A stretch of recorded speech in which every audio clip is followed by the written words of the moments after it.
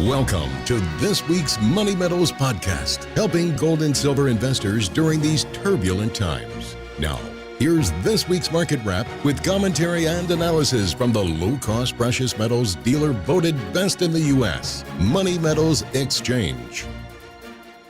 Welcome to this week's Market Wrap podcast. I'm Mike Gleason. Coming up, we'll hear a fascinating and informative interview Money Metals President Stefan Gleason gave recently for the Sustainable Money podcast. Stefan shares some of the history behind sound money, when and where the wheels came off our monetary system, some disturbing developments in the war on cash movement, and also goes through some of the do's and don'ts when it comes to purchasing gold and silver. You will not want to miss this revealing interview coming up after this week's market update. Precious metals markets pulled back this week, but not enough to do any major technical damage to the larger uptrend in place. Gold confirmed a bullish trend change by breaking out above the $1,300 level late last month. Prices currently come in at $1,322 an ounce after this week's $25 or 1.9% decline. Silver is down 36 cents or 2% for the week to bring spot prices to $17.66 per ounce. The platinum group metals got hit harder, with platinum down 4.2% to $970 an ounce, and palladium is down 1.3% now to $926 as of this Friday morning recording. Metals markets were overshadowed by yet another new record high in the Dow Jones Industrials. It seems that nothing can kill the bull market in stocks. Not the failure of Congress to get any reform legislation passed, not the prospect of a debt crisis, and not even the force of two massive hurricanes leaving a path of destruction through Texas and Florida. We live in a brave new world where bad news seems to be good news for stocks. And for that, you can thank the Federal Reserve. Under our monetary system, the economic damage caused by disasters is covered up with new debt that expands the currency supply. It gives the illusion that economic destruction is just another source of growth. Of course, anyone who understands the broken window fallacy knows better. As the 19th century French economist Frédéric Bastiat showed, the apparent economic stimulus that comes from replacing a broken window doesn't create any new value. There was a window before it was broken, and there is a window after resources go into replacing it. No net gain. Sure, the window maker gains by getting paid. That's what's seen. But what's unseen is the value that would have been added to the economy if resources had been freed up from replacing the window to creating something new. When the government borrows billions of dollars into existence to replace broken windows, it benefits some segments of the economy at the expense of others. Debt spending comes ultimately at the expense of everyone who holds dollars.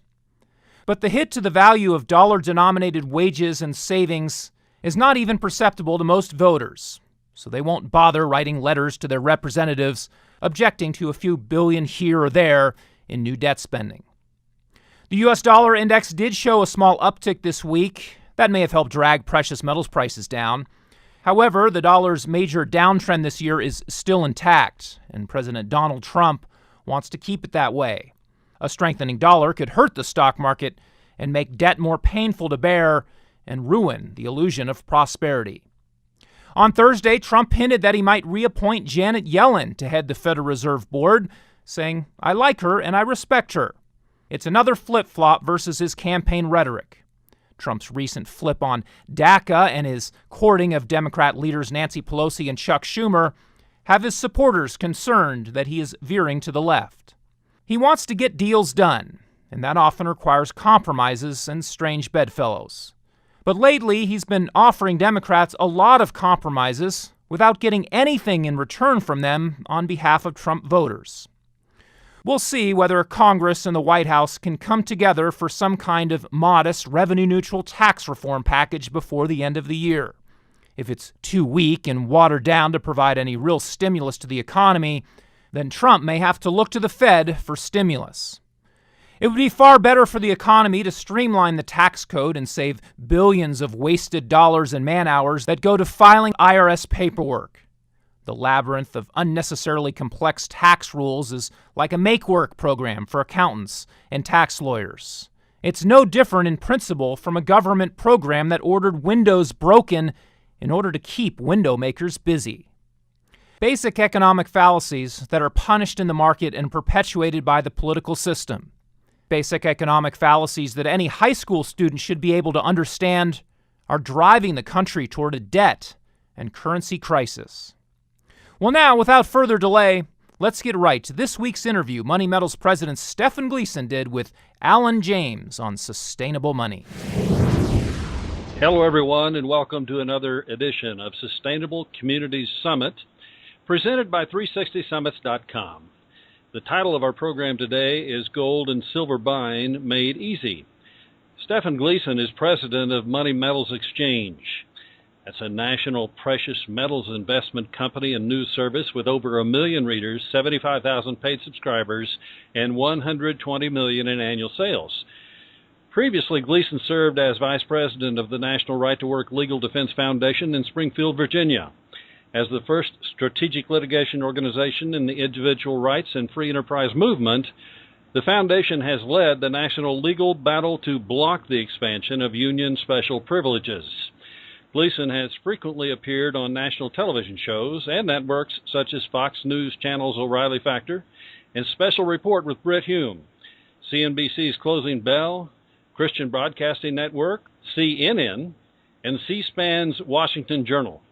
Gleason's commentary has appeared in the Wall Street Journal, Newsweek, TheStreet.com, Seeking Alpha, and National Review, among thousands of other national, state, and local newspapers, wire services, and Internet sites. He's a seasoned business leader, investor, political strategist, and grassroots activist. That's quite a resume there, Mr. Gleason. Stefan Gleason, welcome to the program. Thank you. Well, the key theme there is that I love freedom, and I'm very concerned about big government, and so my entire career has been spent in the work of trying to loosen the shackles of big government and also help people take steps to protect themselves from it. And that's why what I'm doing today in the last 7 years since we founded Money Metals Exchange, of helping people diversify their money outside of the financial system and get some real wealth in the form of gold and silver. And that's why that's been such satisfying work, because it is a big part of individual liberty and freedom. It would be fair to say, I think, that we're talking about insurance today, aren't we? Well, and that's exactly, one of the main characteristics of precious metals. Precious metals are insurance. It's financial insurance. And, everybody should own insurance. They have insurance on their house. They probably have insurance on your car. You should have insurance against financial turmoil and inflation and market crashes. And gold and silver are excellent forms of insurance. And unfortunately, very few people own it still. What are precious metals, and why should someone own precious metals? Now, we've touched on that, but go into some more detail. Sure. Well, of course, as I mentioned already, insurance is one of the aspects, one of the qualities of precious metals. It's a form of financial insurance. But really, most fundamentally, gold and silver in particular are money, and they have been chosen as money by the free market for thousands of years. Ever since we've moved beyond sort of a basic barter economy, gold and silver, which have certain qualities we can discuss in a moment, have been chosen as a medium of exchange and as money in trade. And that's because it's got a number of unique characteristics. First of all, it's rare. Gold and silver are hard to get. There's platinum and palladium as well, which are even more rare. But gold and silver are very rare metals. They take real work to obtain, to get out of the ground, to mint and refine, and there are not many gold and silver discoveries being made of any substance, certainly not the size of years ago. So gold and silver are rare commodities, and they also have, of course, beauty. They're desired. They've been viewed as wealth and viewed as money for thousands of years, so they have tremendous history going for them. They have quality unlike, say, a diamond, where if you cut up a diamond, it becomes worth less than it is if it's intact in a larger unit. Gold and silver are divisible. You can cut it in half, cut it in a quarter. It doesn't diminish its value except by the proportion that you've reduced it. So it's divisible. It's fungible. Every ounce of gold is exactly the same and maybe in a different form, but it's still the same element. And none is really better than any other when it comes to pure gold. Gold is gold, silver is silver. And it's also compact, it's portable, and all of these things have made it very good money and has been a way of storing purchasing power and moving beyond a pure barter type economy where, say, you have eggs and you need butter. You need to find the guy who has the butter who wants the eggs, and that's not very efficient. So you can move to something like gold and silver as a medium of exchange, and it creates a much more efficient economy and allows people to specialize and store that purchasing power that they've developed over time. So for a variety of reasons, gold and silver have been selected as money. And insurance, it's a store of value. And it's a form of money that cannot be devalued or debased in the same way because of the work and effort that it takes to create it. So that's one of the many aspects of gold and silver that have caused it to be, for thousands of years, used as money. Stefan, I have 4 highly educated kids, and I want to use them as an example here to lead into a question. None of them really knew what fiat currency was when I asked them the other day. I think that's not uncommon, by the way. Would you explain to us what fiat currency is and the history of fiat currency? Sure. Well, it goes back hundreds of years, but just sort of basically, fiat essentially means government decree. So it's fiat currency is currency that derives its value through force, through compulsion, through government decree. So fiat currency is really what we have today. It's not backed by anything other than a promise to pay of the federal government and your ability to persuade someone else to part with things of value in exchange for these Federal Reserve notes that we call money.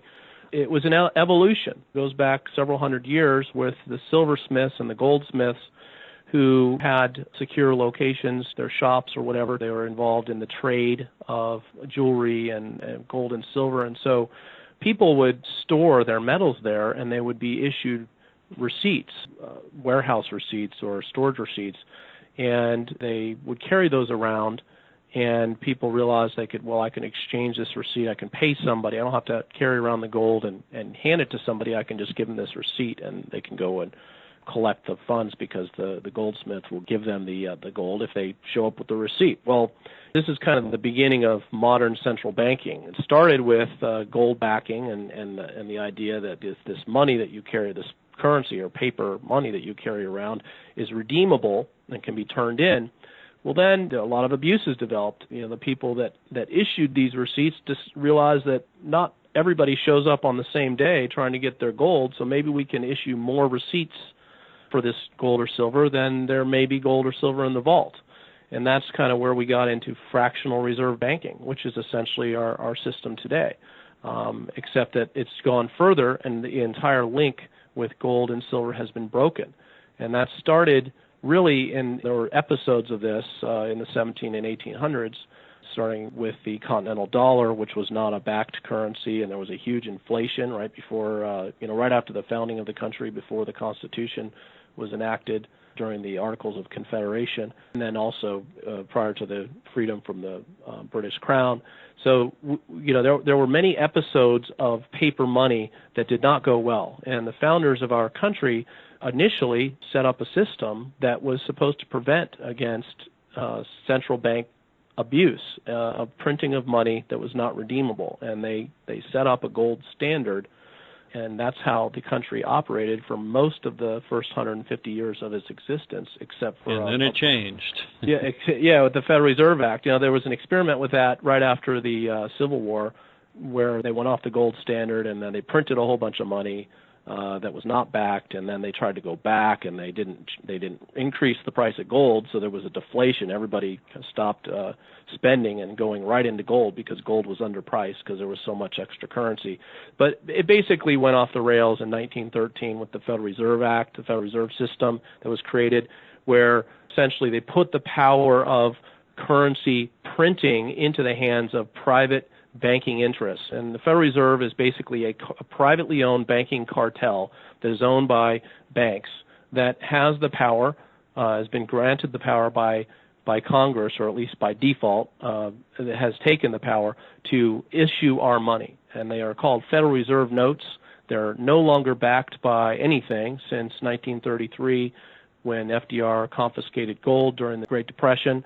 He banned the private ownership of gold in the United States, which is an extraordinary thing. Most people don't even realize it. For about 40 years, it was illegal to own more than 5 ounces of gold in the United States unless it was in the form of jewelry or rare coins. And they did that because at the time they still had to have gold in the Treasury to issue new fiat money or paper money against it. And so they seized the gold, or at least forced people to turn it in, and then they devalued the dollar by, over 50%.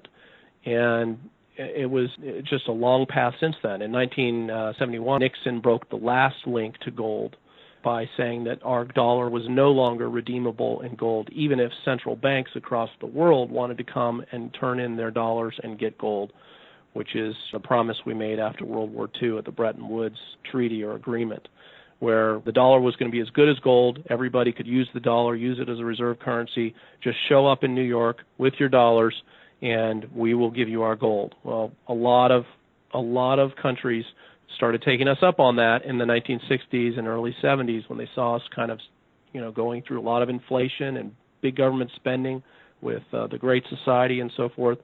And they wanted their gold, and the gold was flowing out of the Treasury, and that's when Nixon broke the last link to gold between the Federal Reserve note and gold. And since then, we've been on a completely fiat, completely floating, non-backed currency system. And that's also a point when debt exploded, government debt exploded and went like a hockey stick to astronomical levels. Federal, state, and private debt has all gone through the roof since then. And a lot of the reason for that is that we no longer have the discipline that gold and silver bring to a monetary system.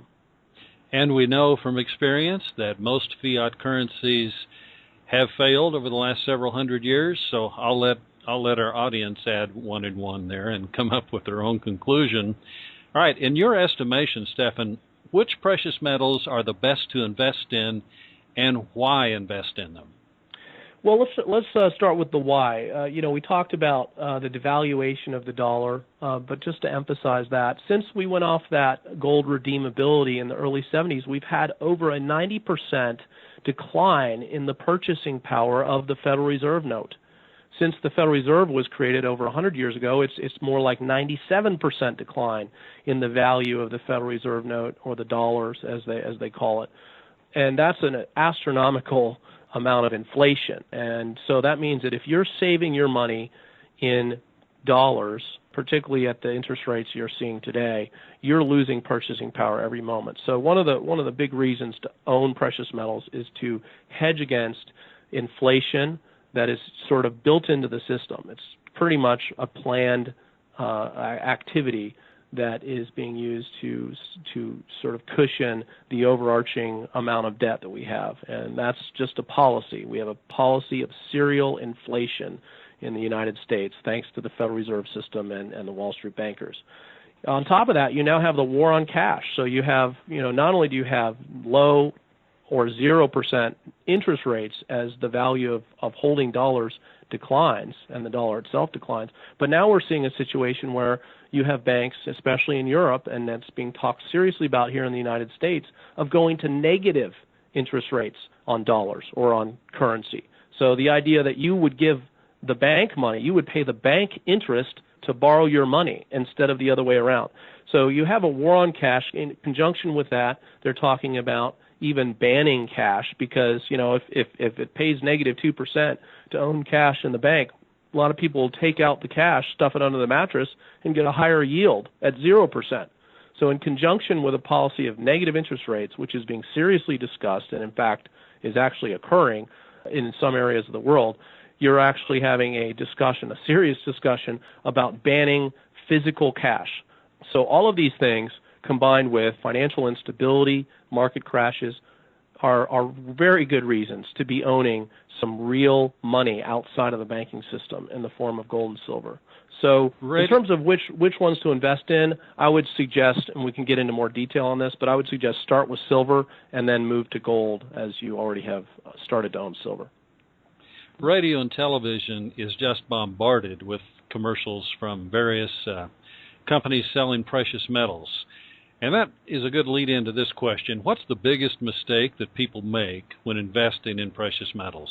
Yeah. Well, this is really a disturbing aspect. It was one of the reasons I founded the company, actually the main reason, 7 years ago.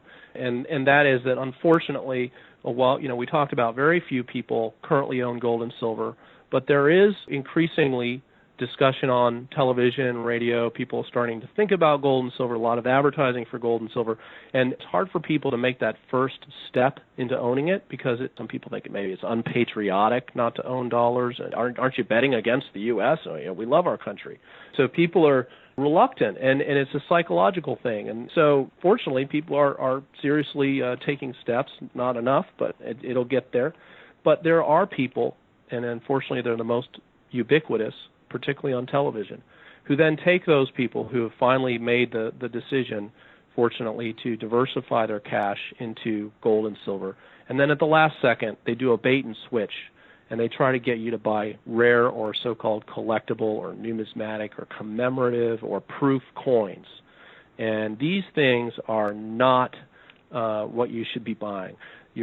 Basically, that's artwork. That's like buying artwork. There's a very subjective value above and beyond the actual melt value of the metal, and you need to avoid any kind of rare or collectible or numismatic or commemorative or even proof coin unless you can buy it at the actual or very close to the actual melt value of precious metals, of the gold or silver that's contained in it. Everything else is very subjective, and we have people who lose 30 or 40% pretty much the day they buy it, because if they try to sell it back the same day, they take a huge haircut.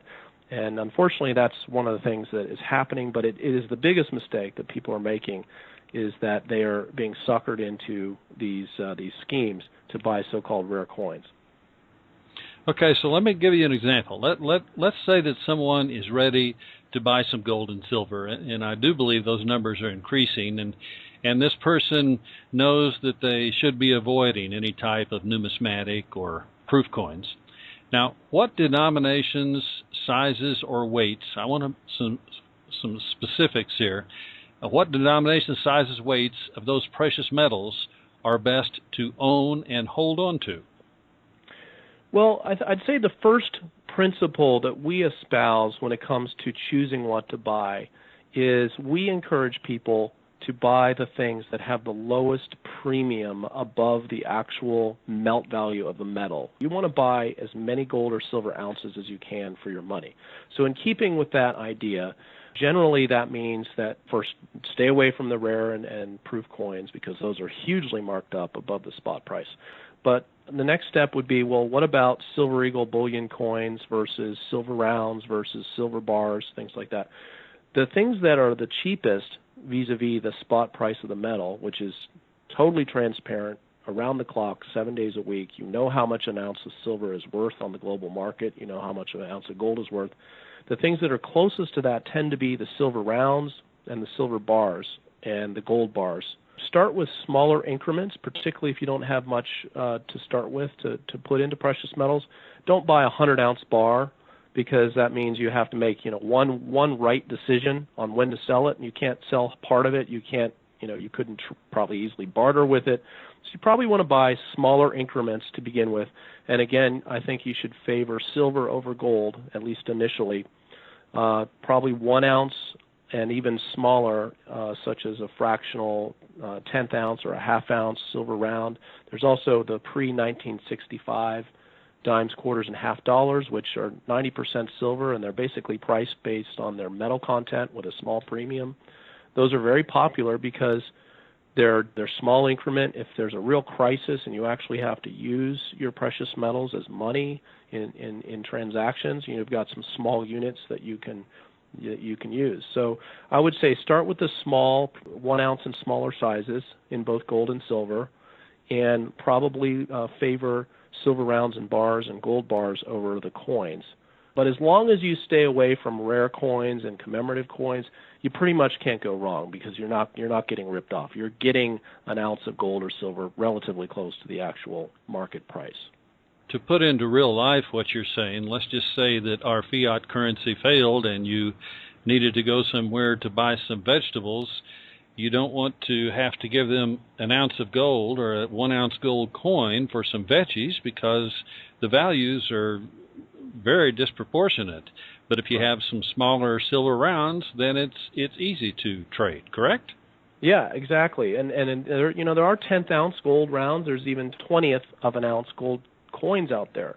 And then there's half ounce and quarter ounce and 10th ounce silver. So at current prices, a 10th ounce of silver is worth a little over $2 with the premium that comes with that.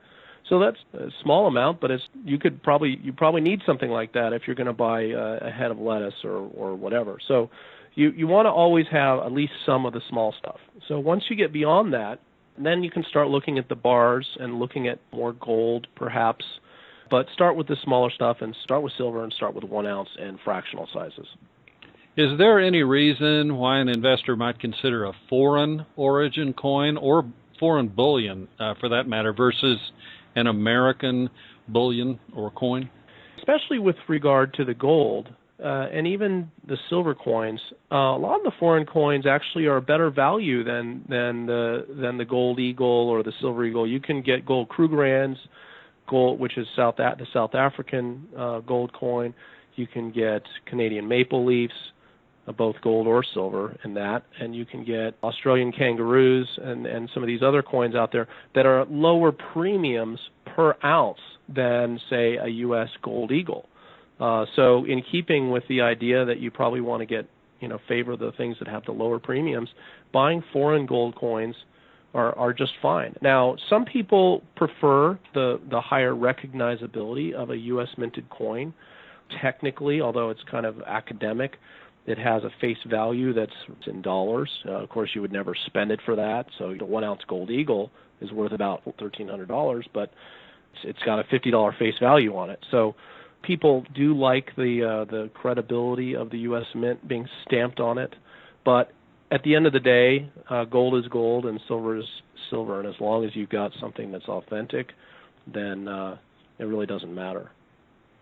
Is there an industry, quote, best place to acquire it from type of list that a would-be investor might consider comparing? Okay, well, there are a lot of options out there on the internet. If you search on buy silver, you'll see us and a few other competitors come up. Pretty much the ones that you find when you search are the ones that are selling the bullion as opposed to the rare coins. So that's good. At least the rare coin bait and switch people are not dominating when it comes to internet searches. Maybe they haven't figured out that model yet. But the bottom line is you want to look for people that have good prices, but you don't want that to be the only deciding factor, because there are some other factors that you need to look out for, and we can get into that. Is there a place that's always at or below the best price of anyone else? Well, there was one a couple years ago. There was a company called Tolving and Company, which then went out of business because they had made some big mistakes, and they were always undercutting people, and they were a badly managed business, and they went bankrupt, and over $20 million worth of gold and silver was not delivered to people. So, and I think that's one of the things people are concerned about, so I'm glad we're talking about this.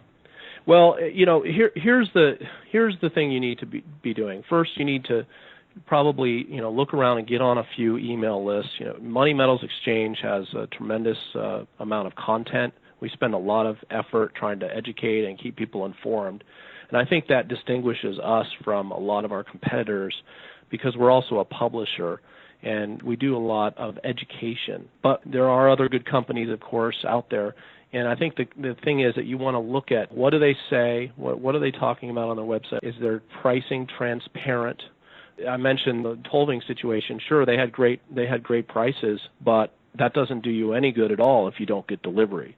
So the thing that's more important than pricing is finding a dealer who's not going to rip you off, and that you're actually going to get what you ordered and you're going to get it quickly. And the way that I recommend people approach that is start small and just observe. Find a dealer, hopefully Money Metals Exchange or somebody like us, and make an order and see how good the communication is, see how they meet their commitments or don't. Make sure that the pricing is what you agreed to. Make sure delivery is quick. In most cases, there's really no justification for a delivery delay other than waiting for your check to clear, which there has to be a certain amount of clearing time for checks. But But the bottom line is, you want to start small and then see how people do. If you don't already have a relationship, you don't want to go all in at once for a variety of reasons at first. Not that there are many ripoffs out there. I don't want to create that impression. It is quite rare still, but it can happen. But that's not the only reason that you want to start small. Another is that you don't want to put all your money into the market at once. Unless you don't own any at all, you don't necessarily need to buy right now. If you don't own anything at all, you should just buy some. But don't put all your money in. Do it over a few months. Do it in increments. And one of the benefits of that is that you get dollar cost averaging as you enter the market, so you don't have to pick it exactly right. Another is, of course, you get the opportunity to see how the dealer performs, and hopefully they exceed or at least meet your expectations. And get to know the people, look them up on BBB, see what kind of complaints there are.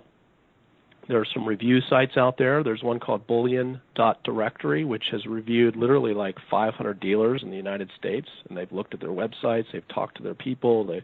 There's some reviews from customers on many of the company profiles, including ours. We were honored by them and selected a year ago as Precious Metals Dealer of the Year in the United States.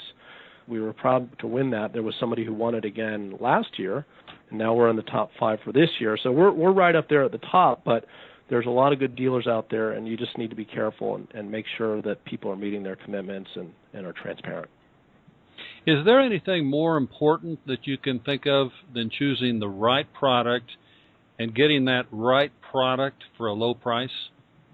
Yeah, well, and that's the main thing I emphasized a moment ago was delivery, getting delivery. It doesn't matter if you saved 5 cents per ounce on your order if you don't get it.